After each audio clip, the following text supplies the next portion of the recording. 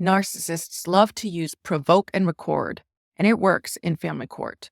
I help protective parents who are in a custody battle with a narcissistic, abusive co-parent to get the custody arrangement that's best for their kids. But here's the thing. Many times these parents will come to me and say, I've got this, this, and this on him. He really doesn't have anything on me. I can't think of anything that he has on me. Oh, but there was that one recording.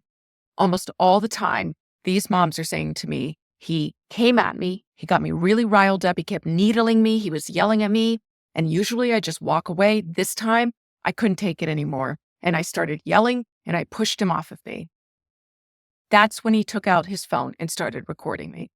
Now, when you go into court, most of the time when they have an audio or a video, they don't like it when they're not seeing the beginning of what happened before. They're not seeing what happens right after. They really want to see the whole story. And that's something that we find is very important that we're doing with our clients.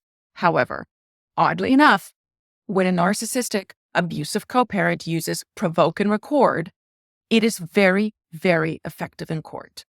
They're basically showing a mom who is yelling, a mom who is losing it, a mom who has that mental instability that a lot of these narcissists like to accuse moms of because they don't have anything else to accuse them of.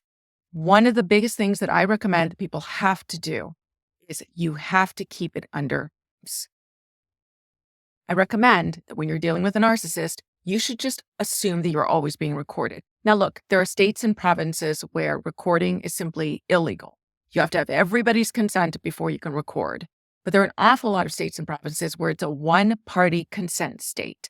That means that as long as one person in that recording is part of the conversation, then basically you should be allowed to record. Obviously, always check with your lawyer. But the thing about that is lots of parents in custody battles are using recordings to show what's really going on. That's great, but then it invites these narcissistic abusers to provoke and record. Don't be provoked.